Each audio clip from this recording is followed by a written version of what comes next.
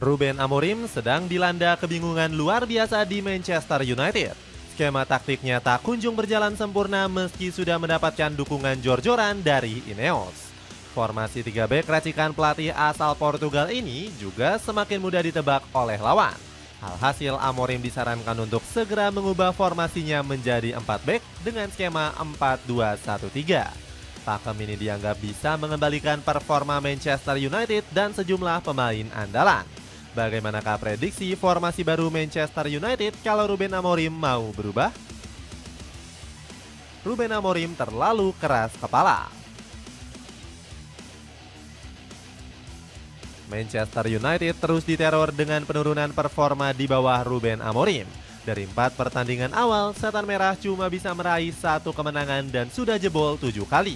Terakhir, The Red Devils harus dipermalukan di kandang rival Manchester City. Meski tak kunjung membuahkan hasil, Amorim mengaku ogah merombak sistem permainannya. Saya percaya dengan cara saya, dan saya akan terus mempertahankannya sampai ingin berubah. Jika tidak, kalian lebih baik mencari pelatih baru, ujar Amorim. Padahal nyawa Setan Merah sudah sekarat dengan rentetan rekor buruk bersama Amorim. Bruno Fernandes dan kolega baru mengumpulkan 4 poin dan harus terdampar di posisi 14. Ini merupakan start terburuk The Red Devils di Liga Inggris sejak musim 1992-1993. Sementara bagi Amorim, torehan ini makin memperpanjang catatan dosanya di Old Trafford. Sejak melatih Setan Merah, Amorim cuma mengumpulkan 31 poin dari 31 partai Liga Inggris. Artinya Manchester United hanya mengumpulkan 1 poin per laga di bawah Amorim. Rataan tersebut kalah telak dari Erik ten Hag yang dipecat sepihak dengan 1,72 poin. Kebobrokan ini bermuara dari taktik 3 bek Amorim yang terlalu mudah dibaca lawan. Sampai-sampai legenda seperti Paul Scholes mencecar sang pelatih karena dinilai miskin taktik. Semua orang tahu taktik 3 bek Amorim sangat mudah untuk dilawan dan diatasi setiap manajer Liga Inggris yang punya pengalaman. Saya rasa siapapun bisa mengalahkan kami. Selain itu, sikap bebal Amorim juga membuatnya dilabrak Sir Jim Ratcliffe.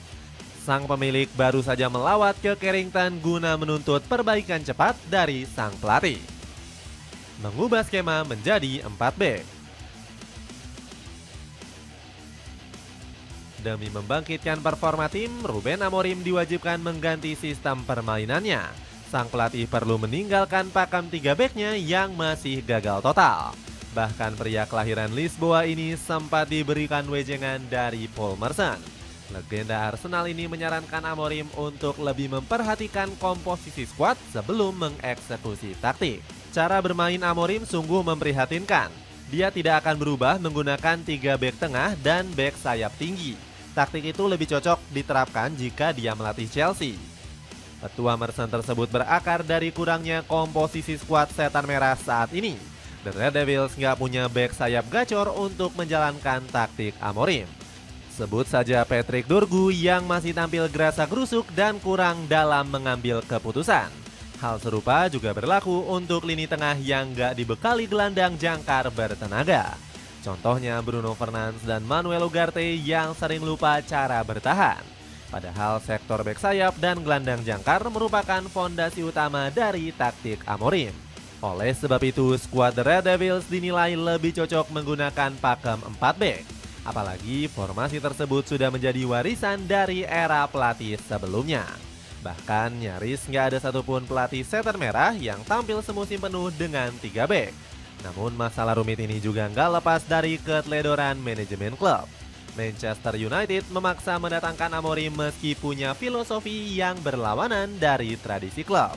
Setan Merah seharusnya meniru langkah Liverpool saat mencari suksesor Jurgen Klopp.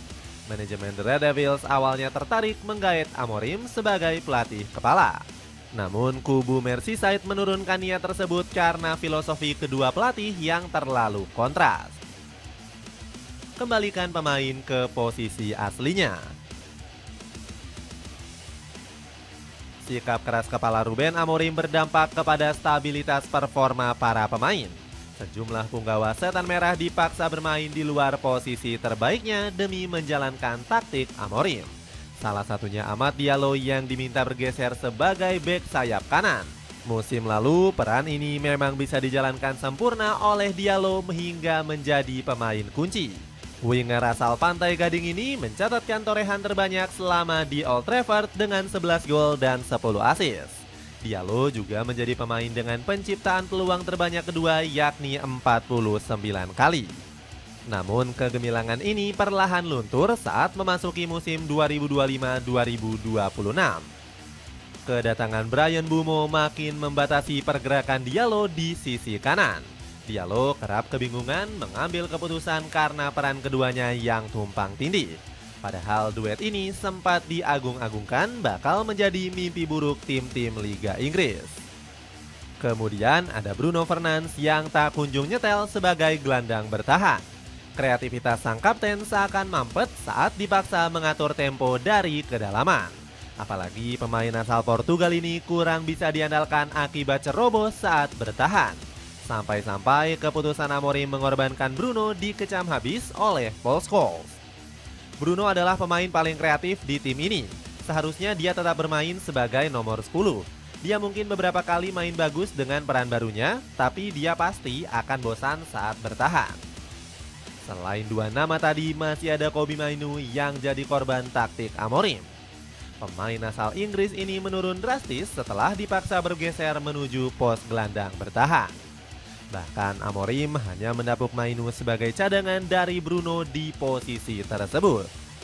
Padahal kemampuan terbaik Mainoo terletak pada kelincahannya membawa bola dan menusuk ke kotak penalti. Dapatkan sepatu bola Eagle Series yang punya material premium cuma 100 ribuan. Check out pakai link di bawah ini. Prediksi starting terbaru.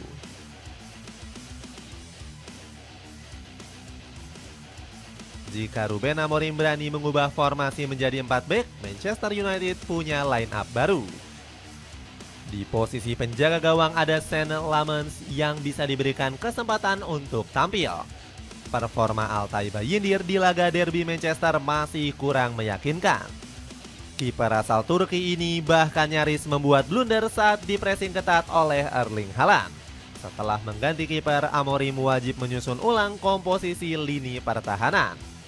Pakem 4 bek setan merah bakal diisi oleh Leny Yoro dan Harry Maguire di posisi bek tengah. Manchester United butuh sosok pemimpin di jantung pertahanan seperti Maguire. Dirinya bahkan sudah masuk dalam daftar 10 bek tengah dengan penampilan terbanyak untuk setan merah. Beralih ke sektor bek sayap, The Red Devils mau nggak mau harus memanfaatkan pilihan yang ada. Patrick Dorgu dan Noussair Mazraoui masih bisa dimanfaatkan Amorim. Dengan pakem 4 bek, kelemahan kedua pemain ini saat menyerang akan ditambal oleh winger. Kemudian di posisi lini tengah, Amorim bisa menempatkan trio gelandang. Dengan skema ini, setan merah nggak bakal kalah jumlah di lini tengah.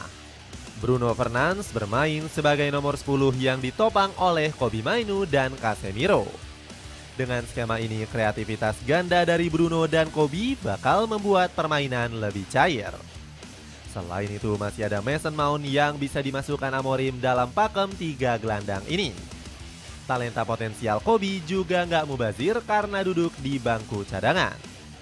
Beralih ke sektor penyerangan, trio Matheus Cunha, Benjamin Sesko, dan Bryan Mbeumo bakal jadi andalan.